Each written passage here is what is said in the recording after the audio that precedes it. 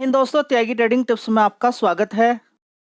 इस वीडियो के अंदर हम बात करने वाले हैं एक ऐसे शेयर के बारे में जो इस समय पूरे मार्केट के अंदर गिरावट हो रही है। 30-30 40-40% शेयर गिर चुके हैं और उस शेयर ने आज भी उछाल मारा और 52 वीक हाई की तरफ जा रहा है।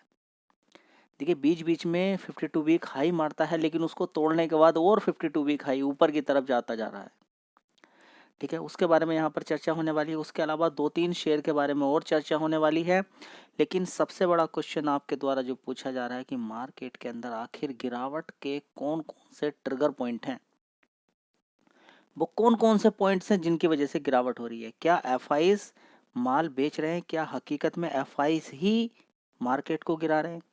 तो फिर आप में से कुछ जो तेज बुद्धि के लोग हैं वे कहते हैं कि डीआईज तो खरीद रहे हैं। जितना एफआईज माल बेच रहे हैं उतना डीआईज खरीद रहे हैं। तो फिर मार्केट के अंदर गिरावट का काम ही क्या है? क्यों गिरावट हो रही है?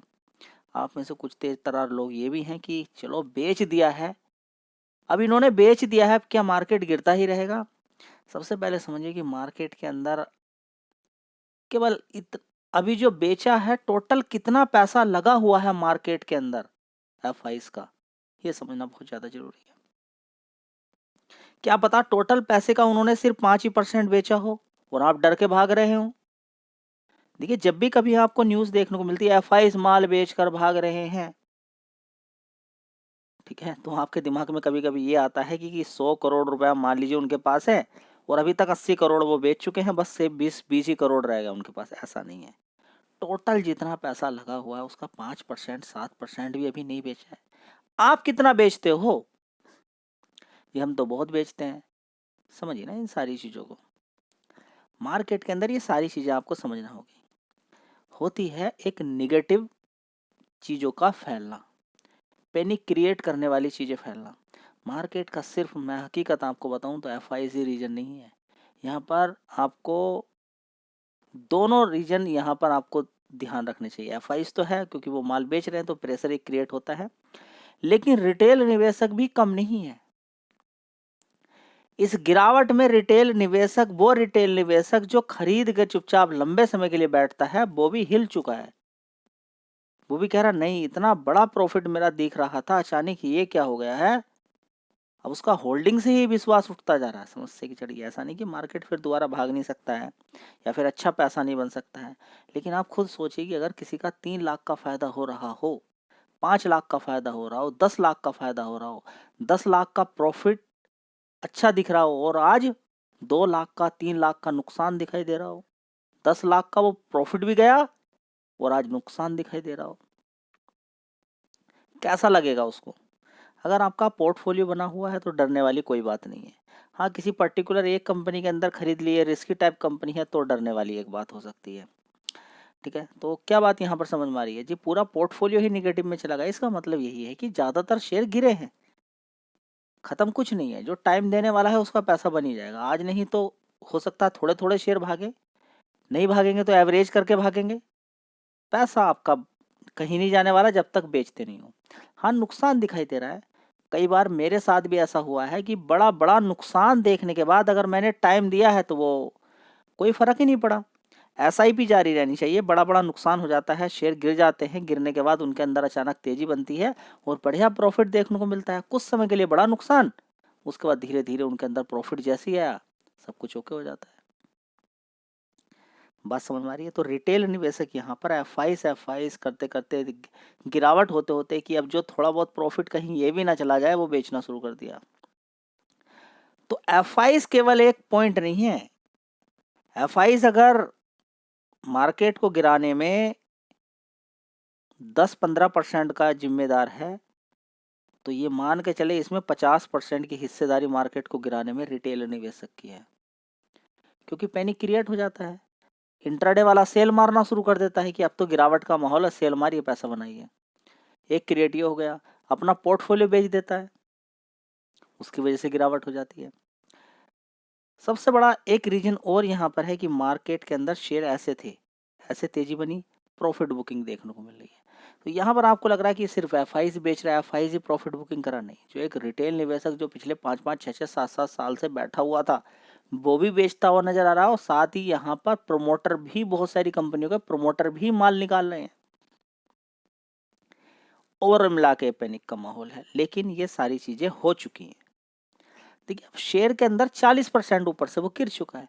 अब यहाँ पर क्या बात करें, गिरावट की बात करें या फिर आगे अपॉर्चुनिटी की बात करें, आप खुद बताइए, अनुमान लगाइए। आप गिरावट का रीजन ढूंढना चाह रहे हैं, ठीक है। जो शेयर नहीं भागे हैं, जो ज़्यादा भाग चुके हैं और अभी उतने ज़्यादा नहीं गिरे हैं, हाँ चलिए उनके लिए ठीक पॉइंट हो सकता है। लेकिन ये बात आपको समझ में जानी जरूरी है कि सारी कंपनियों के अंदर क्रैश हो चुका है, गिरावट हो चुकी है। बढ़िया कंपनी है, उन्होंने अच्छा प्रॉफिट बना के दिया, जितना वो भागनी चाहिए थी उससे भी ज़्यादा भाग गई है, वहाँ से 50% की गिरावट है। तो शायद आपके लिए एक अपॉर्चुनिटी हो सकती है। रिकमेंडेशन किसी भी शेयर के लिए नहीं है, बाय सेल के लिए। चलिए यहाँ पर आगे हम बात कर लेते हैं। तो शेयर का नाम है रेडिंगटन। देखिए आज इसने अपना 52 वीक हाई मार दिया, कोई फंसा क्या? नहीं। यहाँ से मान लीजिए 300 रुपये चला जाए, 350 रुपये चला जाए, उसके बाद इसके अंदर गिरावट हो जाए, त्यागी ट्रेंडिव्स आपने फोकस कराया था। मेरे भाई देखिए ना, कब किस समय कोई चीज फोकस कराई जा रही है। उसके बाद वो शेयर, आप देखिए IRFC के शेयर को कहाँ फोकस कराया था जी, कहाँ? 30 रुपये से नीचे 22 रुपये, 22 रुपये की बात करें, 20 रुपये, 23 रुपये, 24, और उसने 200 रुपये मार दिया।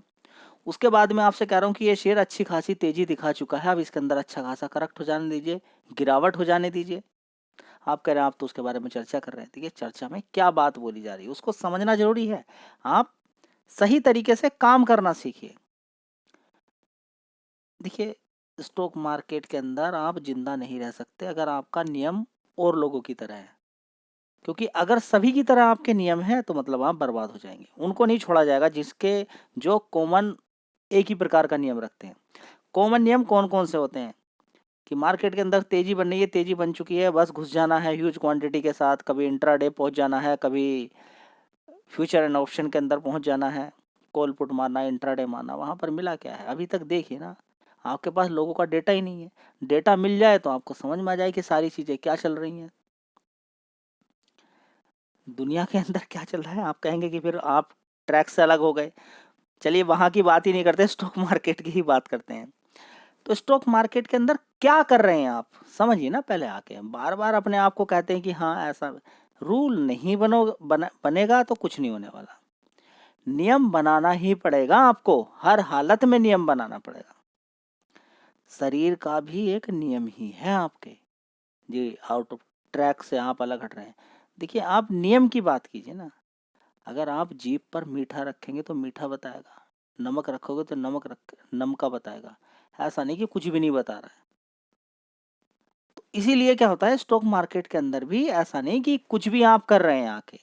आपके पास 10,000 रुपया है तो एक बार 10,000 लगा दिया, पूरी सैलरी आपकी आ गई, पूरी सैलरी लगा दी, लोन लेके लगा दिया, जॉब छोड़ दी। भाई ये क्या है बताइए ना। मैं तो आपसे क्लियर बोलता हूँ, 1 करोड़ रुपया भी है, 2 करोड़ रुपया भी है, तब भी आपको जॉब नहीं छोड़नी है।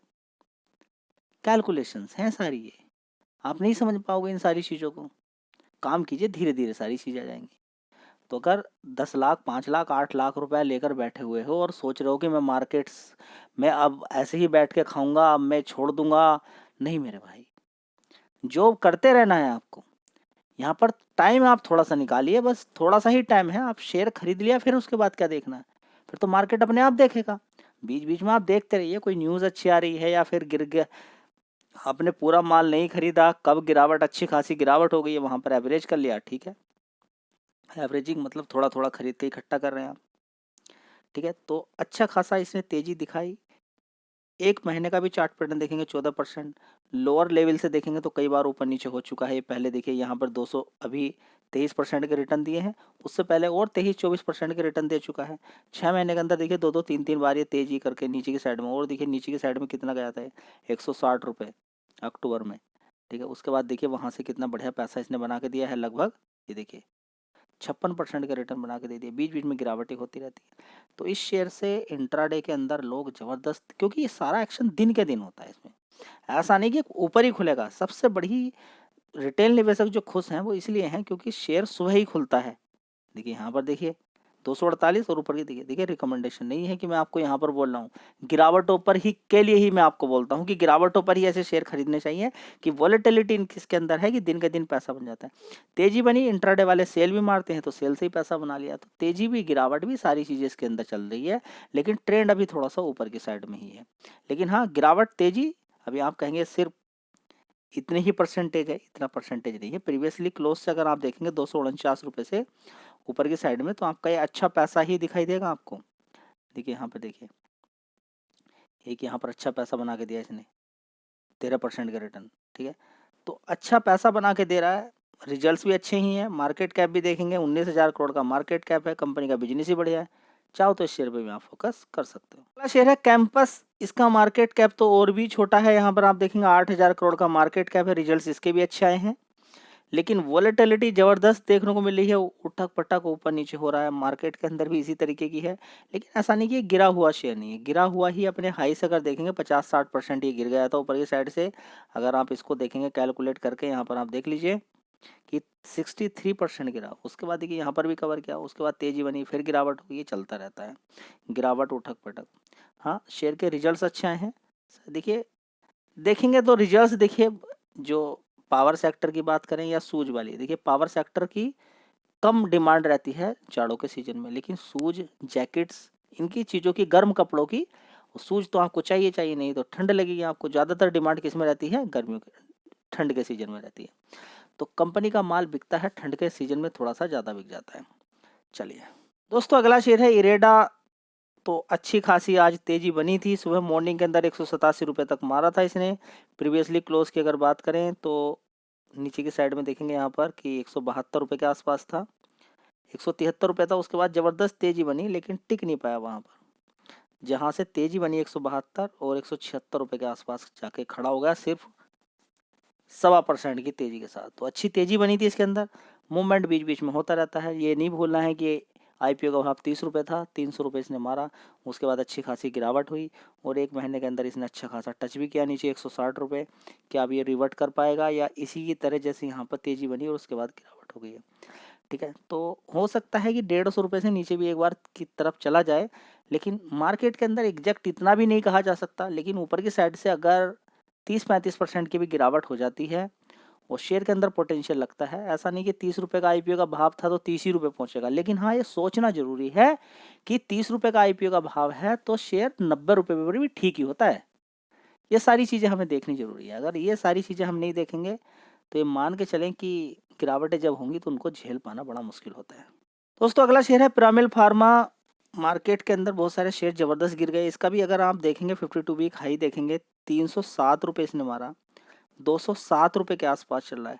कल इसके अंदर जबरदस्त तेजी बनी थी, यहाँ पर आप देख सकते हैं 190 रुपये से इसने जबरदस्त तेजी दिखाई, कितना मारा, लगभग 18% के रिटर्न इसने बना के दे दिए। कितने से कब तक? 17 फरवरी से लेके अब तक, क्योंकि जबरदस्त तेजी बनी थी। उसके बाद देखिए आज अच्छी खासी गिरावट भी हो गई, कुछ नई बात, कोई नई बात नहीं है। 5 दिन का देखिए कहाँ था शेयर, 189 के आसपास, ठीक है, बहुत ज़्यादा। देखिए बहुत सारे शेयर्स मैंने आपको दिखाई कि ऊपर से अच्छी खासी करेक्ट हुआ, बढ़िया गिरावटें हुई, ठीक है। तो ट्रेंड, जबकि ऐसी कंपनियों का ऊपर आप देखेंगे अच्छी खासी इसने तेजी दिखाई, 120 रुपये से 80-85 रुपये से कवर किया, जबरदस्त पैसा बना के दिया, क्योंकि मार्केट गिर रहा है तो इस शेयर के अंदर भी गिरावट हो गई, ठीक है। कोई नई बात नहीं है, गिरावट क्या कंटिन्यू रहेगी, देखिए मार्केट बताएगा। बड़ी बड़ी गिरावटें हो रही हैं, ऊपर की साइड से 50-50% शेयर यूं ही गिर रहे हैं, हो सकता है गिरावट भी हो जाए, लेकिन कंपनी ठीक ही है। चलिए, शेयर है एफएल इंडिया, जिसने मल्टीबैग का रिटर्न बना के दिए, उसके बाद ये शेयर 800-900 रुपये के आसपास गया और अभी देखिए 52 वीक हाई कितना मारा इसने, 1800 रुपये। 800-900 से 1800 रुपये, लगभग जस्ट डबल पैसा करके दे दिया है। तो स्टॉक मार्केट के अंदर अच्छी कंपनियों पे दाव खेलना कोई गलत बात नहीं रहती है, लेकिन गिरावटों पे ही खेले तो अच्छी बात रहती है। तो अच्छी खासी अभी तेजी बनी है, अभी मार्केट के अंदर प्रेशर ही है, गिरावट का ही है। एक महीने के अंदर कोई खास गिरावट नहीं है, 6 महीने के अंदर सिर्फ 6% की ही गिरावट है। हो सकता है और भी बड़ी गिरावट देखने को मिल जाए, लेकिन क्या ये पक्का जरूरी है कि ये कंपनी गिरेगी? नहीं गिरेगी, ऐसा होता नहीं है मार्केट के अंदर कि सारे ही शेयर्स गिरेंगे। ये कल भी बात मैंने आपको बताई थी कि ऐसा जरूरी नहीं है कि हम सब पर एक ही फॉर्मूला लगाएंगे, लेकिन हाँ, ज़्यादातर गिरावट अभी आप देखेंगे बहुत सारे शेयर्स में 50-50%, 30%, 25%, और ऐसा भी नहीं सारे शेयर 85% गिरेंगे। कुछ शेयर 10-15% से गिरने के बाद ही ऊपर की तरफ भागना शुरू कर सकते हैं, और कुछ ऐसा भी हो सकता है 50% से गिर के ऊपर 70% तक भी गिर जाए। अलग अलग शेयर्स की क्वालिटी, कितना प्रेशर है, एफआईडीआईस की इच्छा है क्या नहीं है, वहाँ पर रिटेल निवेशक का कैसा व्यू है, उसके लिए समझ में आ जाना चाहिए। तो आज 5% की तेज़ी, 4% की तेज़ी बन गई है। तो बहुत सारे शेयर्स एक महीने में बड़ी बड़ी गिरावट पर हैं, ये कोई ख़ास नहीं है, क्योंकि अच्छी खासी तेज़ी रिवर्ट हो गई है यहाँ से। देखिए गिरावट हुई थी एक महीने में अच्छी ज़बरदस्त ऊपर की साइड से, अगर देखें तो 11%, और 5 दिन के अंदर देखेंगे नीचे की साइड से अच्छी खासी तेज़ी बन गई है। जितना गिरा उतना ही ऊपर पहुंच गया। ठीक है, तो ये जानकारी इन्फॉर्मेशन थी, आपके काम की है, ध्यान आप लगा सकते हैं। फिर से बता देता हूँ, रिकमेंडेशन किसी भी शेयर की नहीं है, खरीद बेच की यहाँ पर जानकारी नहीं दी जाती है। जय हिंद, वंदे मातरम।